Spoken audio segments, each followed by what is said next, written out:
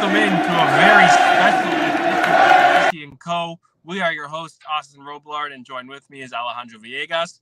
And just wrapped up was Tata Martino's introductory press conference, sat with Chris Henderson, the chief sporting director of Inter Miami.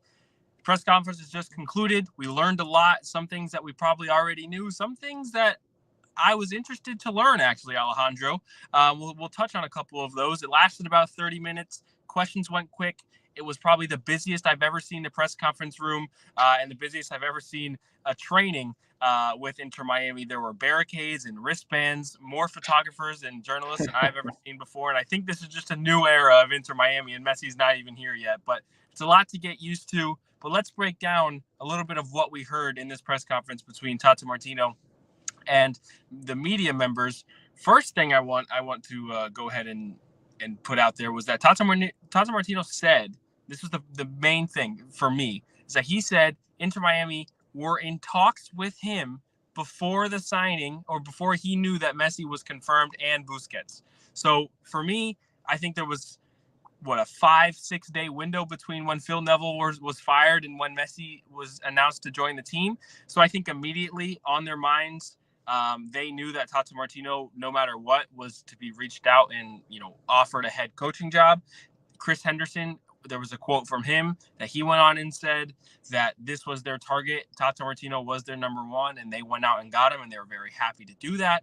But what does that tell you, Alejandro, that Inter Miami, despite Messi and despite Busquets being confirmed, and 6 days after firing the previous head coach, were already in talks with Tata Martino without Messi? Yeah. Hey, what's up, Austin? What's up, guys? It's really interesting. I was checking on the dates, and you're actually right. He was fired on June the 2nd, and then Messi's announcement was on June the 7th. So there you go, 5 days in between when all of this started. Of course, maybe that was the right thing to say at the same time, right? You're not gonna, as a head coach, you're not gonna say, yes, I'm coming because Messi, especially Messi. Busquets, the Busquets thing we know came a little after the Messi thing went on. But especially with Messi, you're not going to say, yeah, I'm just coming here because I wanted to be the last Lionel Messi head coach in his career. That's not what you're going to say. He was going to say, I was always interested to be here in Miami, right? To come back to MLS. Doesn't that speak to the ambition of the club? Because Yeah. after firing Phil Neville, I'm sure there were other coaching options around. And Tata Martino's one of the headlining names in world football right now in terms of a head coaching job after leaving Mexico. Yeah, so especially here in MLS. Right, exactly. So that was the first thing that I think really stuck out to me. The next one was when talking about his play style and what he's going to bring to Inter Miami. And he was asked about, I think Thomas Rongen was the one who went on and asked him about like what he sees in the team tactically, what can we expect from a Tata Martino Inter Miami side. And the quote from him was, I can see us aspiring to play something similar to what we did with Atlanta, which is a very like gen press, high attacking, high volume, a lot of goal scoring type of football.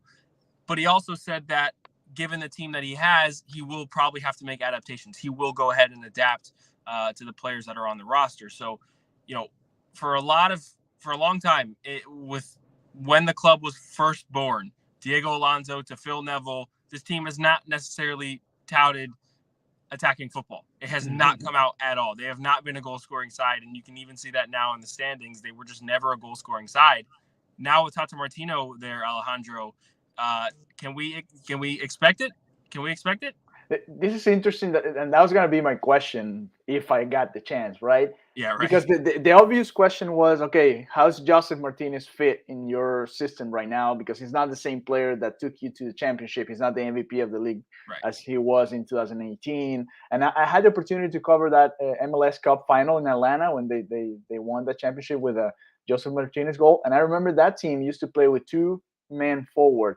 It was Joseph Martinez and Miguel Almiron back then. They're not going to play like that with Messi, and especially with Busquets. Is it going to be a 4-3-3 shape? Is it going to be more similar to Barca? Is it going to be more similar to what we saw in Mexico? That's kind of interesting because with the players that he has right now, and he talked a little bit more about building the team for next season, and that was kind of his message in the back. I don't know what they're going to do right now. I don't feel like they're going to play in the same way as they did in Atlanta. That was just I guess what he wanted to say was, we're going to try to stick to what worked for us here in MLS and see if we can replicate that with what we have here. But I don't think that's going to be possible, to be honest with you. I mean, it's going to be a team that revolves around Messi anyway. It doesn't matter the shape, as long as he's playing as the way we know he can do it. Right. Shapes go a little bit.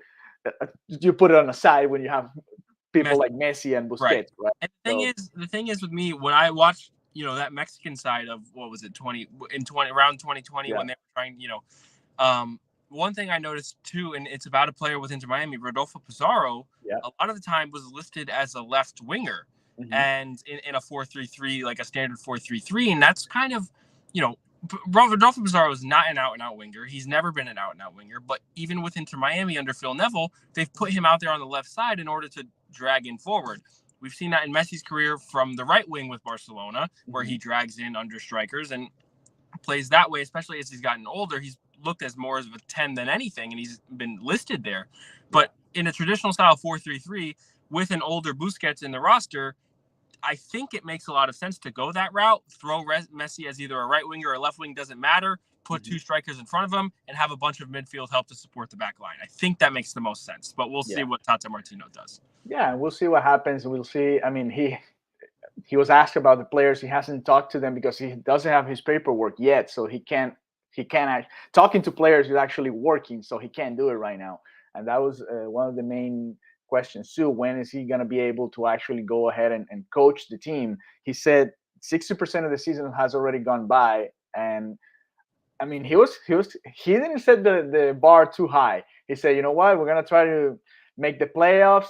I know it seems like and it's not we don't have a good odds right now, but we're going to try to make it as long as we have the chance. He talked about being in the semifinals of the cup. He talked about the new tournament that is going to start, and there's going to be the debut of Messi playing against Cruz Azul.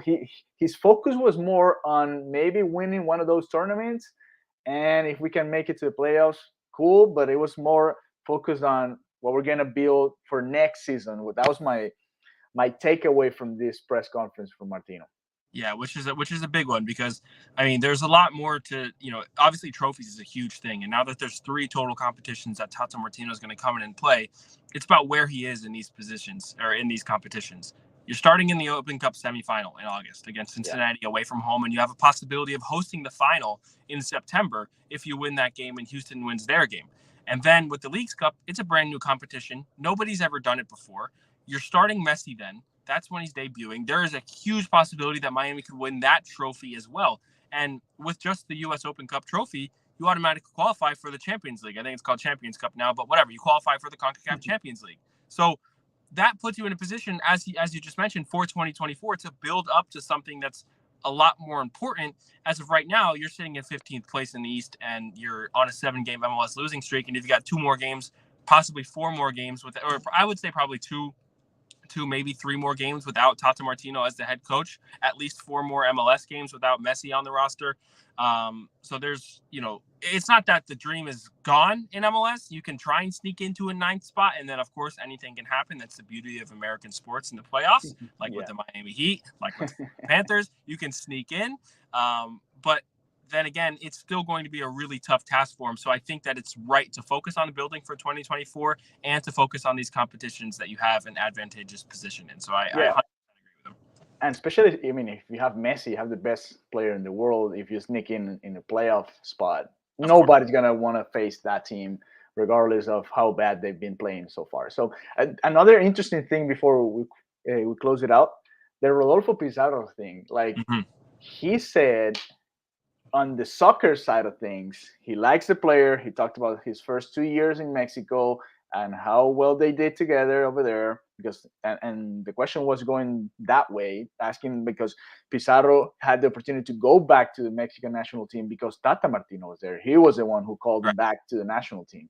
So the question was really good, and I thought it was really interesting the way Tata Martino answered, which was, I mean, on the soccer side of things, I like him. It's just he has to solve some things with the board, and we'll see what happens. So what that tells me is that maybe it's just a matter of how many spots you need in the roster for a DP, and It's just you can't have too many of those, and he's going to be the one going out, because he talked about Joseph Martinez as well, and it seems to me that he's probably going to play more of, he's going to need more of a Joseph Martinez than Rodolfo Pizarro. I don't know if you have the same view as me. Yeah, no, I do. And I think, obviously with the contracts and the designations on MLS rules and everything like that, Rodolfo Pizarro does take up a DP spot. Joseph doesn't. Campana does. And so does right now Gregory, and who am I missing? Gregory, Pizarro, and Campana. Yeah, that's it. So yeah, Campana's a young DP. Don't really need to buy him down, but if you need to, you will. You've got to ship out Pizarro if you want to go ahead and open up another DP spot for another player. I'm assuming they've already bought down Gregory. That just makes the most sense to me to open up a spot because of the allocation money and how all that works. But there's a lot of different rules and regulations, as Tata Martino actually alluded to in his press conference, talking about how it makes the league so competitive because they are very strict and clear cut. I don't know if clear cut is really the word to go ahead and talk about MLS rules, but they are very strict, but we don't really understand it to a full extent. I don't think anybody does. But yeah, so nonetheless, we'll wrap up here and just say, we learned a lot today from Tata Martino in his introductory press conference. I would expect sometime in mid-July before the debut, they'll probably do something similar with Lionel Messi and Sergio Busquets together, possibly Tata Martino and Chris Henderson joining. So that's something to look out for.